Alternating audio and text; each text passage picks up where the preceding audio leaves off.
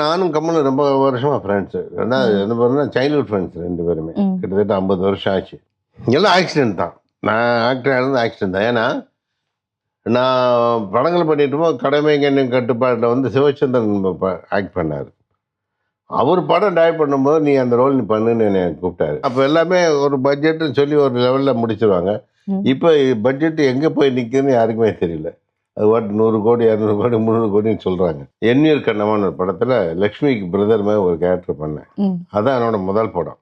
அது முடிச்சு சரி அதான் முடிஞ்சுதுன்னு நினச்சிட்டு இருக்கும்போது திடீர்னு அப்புறம் பார்த்தா கரகாட்டக்காரன் வந்துருச்சு. கரகாட்டக்காரன் கூட நான் வந்து நடிக்கதா இல்லை முதல்ல. என்கிட்ட சொல்லவே இல்லை. கங்கையம்மன் எனக்கு ரொம்ப நல்ல நண்பர். அவரை பார்க்கறதுக்காக போனேன். போன இடத்துல வந்து, "சரிப்பா மத்தியானம் நமக்கு ஷூட்டிங் இருக்குன்ட்டாரு." "என்னப்பா ஷூட்டிங்?" "ஆமாம் நீ தான் இந்த படத்துக்கு வில்லன்." மைக்கேல் மதன காமராஜும் எதுக்கோ வேற ஏதோ டிஸ்கஸ் பண்ணுறதுக்காக கமல்கிட்ட போய் பேச போகிறோம். அவர் கமல் வந்து "அப்ப அந்த கேரக்டருக்கு இவரை போட்டுருலாம்" அப்படின்ட்டாரு. நான் டைரக்டர் ஆன பிறகு முதல் கமல்கிட்ட நான் வந்து பண்ணணும்னு சொன்ன படம் வந்து பன்னீர் புஷ்பங்கள். எல்லாருமே கேட்பாங்க, "ஏன் சார் நீ கமல் சார் வச்சு படமே பண்ண?" நான் சொன்னேன், ம். "கமல் சார் வச்சு படம் பண்ணா." ஏன்னா அப்போ நான் பன்னீர் புஷ்பங்கள் பண்ணியிருந்தா வேற. பட் நான் நிறைய படங்கள் பண்ணும்போது கமல் சார் வளர்ந்துட்டார். ஏதாவது ஒரு வித்தியாசமான கதைகள் இருந்தால் அவரை வச்சு பண்ணலாம் எனக்கு வந்தா அப்படின்னு. ம். அப்படி இருக்கும்போது தான் எனக்கு குணாவுக்கு என்னை கூப்பிட்டாங்க. ஆக்சுவலாக அந்த படத்துக்கு லொக்கேஷன் பார்க்கறதுக்கு கொடைக்கானல் போனபோது முதல்ல நாங்கள் ஃபிக்ஸ் பண்ணது வந்து அந்த சர்ச்சு லொக்கேஷன். நாங்கள் எங்களோட ஐடியா வந்து ஒரு ராக்கி மாதிரி பேக்ரவுண்ட் வந்து அதோட எக்ஸ்டெண்ட் பண்ணி ஒரு செட்டு போட்டுடலாம் தான் ஐடியா. ம். சார் நான் ஒரு இடத்துக்கு கூப்பிட்டு போக வரீங்களான்னாரு. எங்கேங்க? இல்லைங்க நான் ட்ரெக்கிங் போகும்போது சில கேவ்ஸ் எல்லாம் பார்த்துருக்கேன். ம். நீங்கள் வந்து பாருங்கள் உங்களுக்கு ஓகேனா அதை பார்த்துக்கலாம் சார்னார். அந்த ஏரியாவுக்கு வந்து டேவில்ஸ் கிச்சன் அதுக்கு பின்னாடி நாங்கள் போகிறோம். டேவில்ஸ் கிச்சன் இருக்கோம் அதுக்கு பின்னாடி எங்களை கூப்பிட்டு போகிறாரு. ஒரு இடத்துக்கு போய் இங்கே தான் சார் அந்த கேவ்ஸ் இருக்குன்னா அங்கே பார்த்தா ஒரு பெரிய சமாதி இருக்குது. அப்போ தான் அவர் சொன்னார், இந்த அந்த இது கொஞ்சம் நீங்கள் மிஸ் ஆனால் கூட நீங்கள் நேரம் கீழே வத்தல் கொண்டு போயிடலாம் சார். டைரக்டா அங்க ஆமா. போயிடலாம். 3வது கேவ் தான் ரொம்ப பெரிய டீப் கேவ். அதான் அந்த கிளைமேக்ஸ்ல வரும். வசந்தி டிவி நேயர்கள் அனைவருக்கும் வணக்கம். இன்னைக்கு நம்ம காட்ஃபாதர் நிகழ்ச்சிக்கு யார் வந்திருக்காங்க அப்படின்னு சொல்லி பாத்தீங்கன்னா டைரக்டர் அண்ட் ஆக்டருமான சந்தான பாரதி சார் தான் வந்திருக்காங்க. வணக்கம் சார். வணக்கம்மா. வசந்தி இணையர்களுக்கு என்னுடைய வணக்கங்கள். எப்படி இருக்கீங்க சார்? நல்லா இருக்கேன். ஸோ ஆக்சுவலி வந்து உங்களுடைய எக்ஸ்பீரியன்ஸ் பார்த்தீங்கன்னா almost 50 years of experience. So அதெல்லாம் பார்க்கும்போது நான் ரொம்பவே வந்து அதிர்ச்சியில் வந்து இருக்கு. அவ்வளோ இயர்ஸ் ஆஃப் எக்ஸ்பீரியன்ஸ் இருக்கு உங்களுக்கு.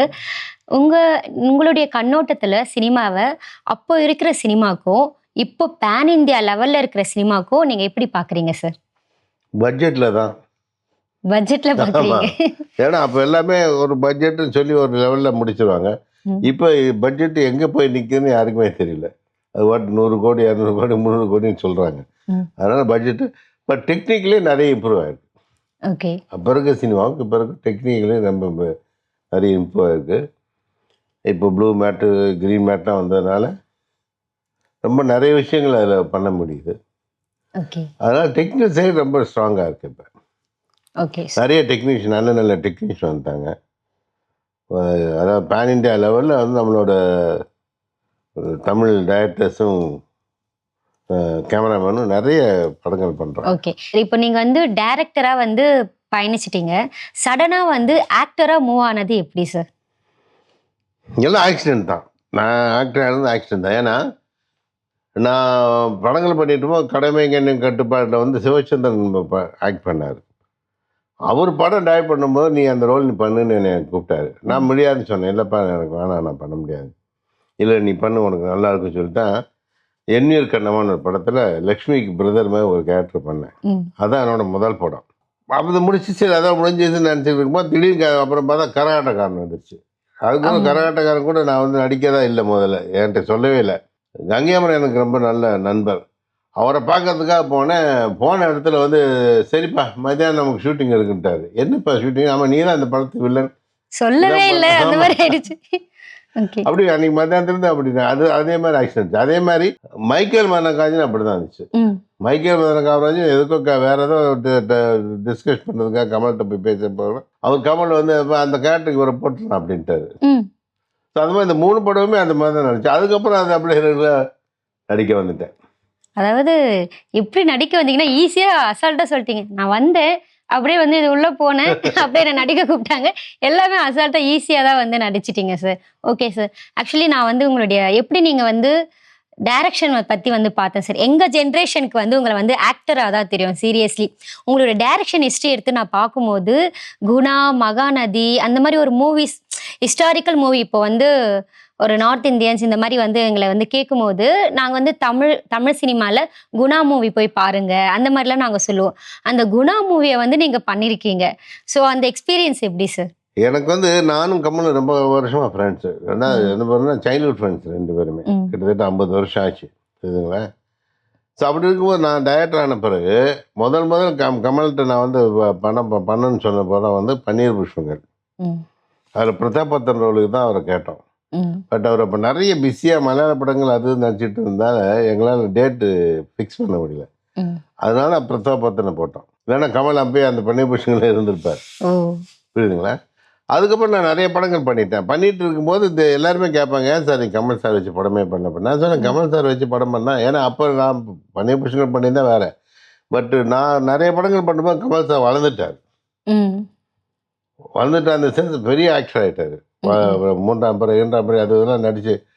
ஸோ அப்படி எனக்கு வரும்போது நான் தோணுனது என்னன்னா, கமலை வச்சு பண்ணா 10ஓட 11 ஒரு படம் பண்ண முடியாது. ம். கமர்ஷியல் படங்கள் பண்ண மாட்டேன்.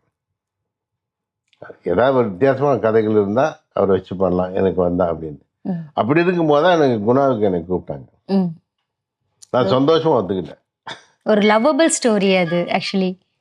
கதை என்கிட்ட சொன்னாங்க. எனக்கு ரொம்ப பிடிச்சிருந்து. ஏன்னா இதுதான் நான் எதிர்பார்த்தேன். கமலை வச்சு வந்து சும்மா சாதாரணமாக படங்கள் பண்ணக்கூடாது. ஏதாவது வித்தியாசமான படங்கள் பண்ணும்போது இந்த கதை வந்ததுனால சரின்னு அக்செப்ட் பண்ணி அந்த படத்தை பண்ணேன். ஓகே. ஆக்சுவலி இப்போ வந்து நாங்க கொடைக்கானல் அந்த மாரி போனோம்னா, இப்போ ஒரு ஷூட்டிங் நடக்குது அப்படின்னாலே, அந்த ஒரு ஸ்பாட்ட வந்து ஷூட்டிங் ஸ்பாட் அப்படின்னு சொல்லுவாங்க. ஆனா கொடைக்கானல்ல குணா மூவி எடுத்த அந்த ஸ்பாட்ட குணா குகை அப்படின்னே வந்து மாத்திட்டாங்க. ஆமா. ஸோ அத நீங்க கேள்விப்படும்போது உங்களுடைய எக்ஸ்பீரியன்ஸ் லைக் வந்து உங்களுக்கு என்ன தோணுச்சு? ஆக்சுவலாக அந்த படத்துக்கு லொக்கேஷன் பார்க்கறதுக்கு கொடைக்கானல் போனபோது முதல்ல நாங்கள் ஃபிக்ஸ் பண்ணது வந்து அந்த சர்ச்சு லொக்கேஷன். ம். சர்ச்சு ஒரு சீன் வருதுங்களே, அந்த சீன்ஸ் ஓகே. எல்லாம் எடுக்க அங்கே அந்த அந்த லொக்கேஷன். அங்கே போய் அதை பார்த்து ஃபிக்ஸ் பண்ணிவிட்டு அப்புறம் அடுத்து வந்து இன்னொரு லொக்கேஷன் வந்து எங்களுக்கு ஒரு கேவ் மாதிரி வேணும். ம். அப்போ நாங்கள் மத்தியானம் ஒரு ஹோட்டலில் இருக்கும்போது அந்த ஒருத்தர் வந்து என்னை கேட்டார், "சார் நீங்கள் எங்கே லொக்கேஷன் பார்க்க வந்திருக்கீங்களா சார்?" "ஆமாங்கன்னு." "பார்த்துட்டீங்களா சார்?" "இல்லை ஒரு லொக்கேஷன் ஃபிக்ஸ் ஆகிடுச்சு, இன்னொரு லொக்கேஷன் ஃபிக்ஸ் பண்ணணுன்னு." "எந்த மாதிரி லொக்கேஷன் கேட்குறீங்க சார்?" "இல்லை ஒரு ராக்கி மாதிரி." நாங்கள் எங்களோட ஐடியா வந்து ஒரு ராக்கி மாதிரி பேக்ரவுண்ட் வந்து அதோட எக்ஸ்டெண்ட் பண்ணி ஒரு செட்டு போட்டுடலாம் தான் ஐடியா. ம். இந்த மாதிரி எங்களுக்கு ஒன்று தேவைப்படுது, அதுக்காக அதை பார்க்குறேன்னு. "கேவ் மாதிரி பார்க்குறீங்களா சார்?" "ஆமாம்." அப்படின்னோடனே, "சார் நான் ஒரு இடத்துக்கு கூப்பிட்டு போக வரீங்களான்னாரு. எங்கேங்கன்னு?" "இல்லைங்க நான் ட்ரெக்கிங் போகும்போது சில கேவ்ஸ் எல்லாம் பார்த்துருக்கேன். ம். நீங்கள் வந்து பாருங்கள், உங்களுக்கு ஓகேன்னா அதை பார்த்துக்கலாம் சார்னாரு. நான் உடனே கமல்கிட்டையும் கேமராமேன்ட்டையும் சொன்னேன். வாங்கன்னு எல்லாரும் போனோம். எல்லாருமே தான் போய் பார்த்தீங்க அந்த ஆமாம் ஸ்பாட்ட. மேம். ஓகே. நாங்கள் ம். போய் லொக்கேஷன் பார்க்கும்போது கமல் சார், கேமராமேன், நான் 3 பேரும், ஒரு ஆர்ட் டைரக்டர் எல்லாருமே போனோம். ஓகே. ம். ம். அவர் கூப்பிட்டு போனார். அவங்க ட்ரெக்கிங் பண்ண ஏரியாவுக்கு வந்து மெயின் ரோட்லேருந்து ஒரு 2, 3 கிலோமீட்டர் உள்ளே போகணும். நடந்து தான் போகணும். அவர் மெயின் ரோட்லேருந்து இறங்கி போகும்போது அங்கே பார்த்தா அந்த ஏரியா பேர் என்னன்னு கேட்டேன். அவங்க வந்து டெவில்ஸ் கிச்சன்னு சொன்னாங்க. ம். அந்த ஏரியாவுக்கு வந்து டெவில்ஸ் கிச்சன், அதுக்கு பின்னாடி நாங்கள் போகிறோம். ம். டெவில்ஸ் கிச்சன் இருக்கோம், அதுக்கு பின்னாடி எங்களை கூப்பிட்டு போகிறாரு. போனவொடனே நடந்து போனால் அப்பயே சொன்னார், "சார் கொஞ்சம் கேர்ஃபுல்லாக நடங்க சார், கீழே சில பள்ளங்கள் வரும், ம். அது நமக்கு எந்த டீப் போகும் தெரியாது சார்னு." அதனால அப்படியே அவரே தான் கூப்பிட்டு போனார். ஒரு இடத்துக்கு போய் இங்கே தான் சார் அந்த கேவ்ஸ் இருக்குன்னா, அங்கே பார்த்தா ஒரு பெரிய சமாதி இருக்குது. ஓ!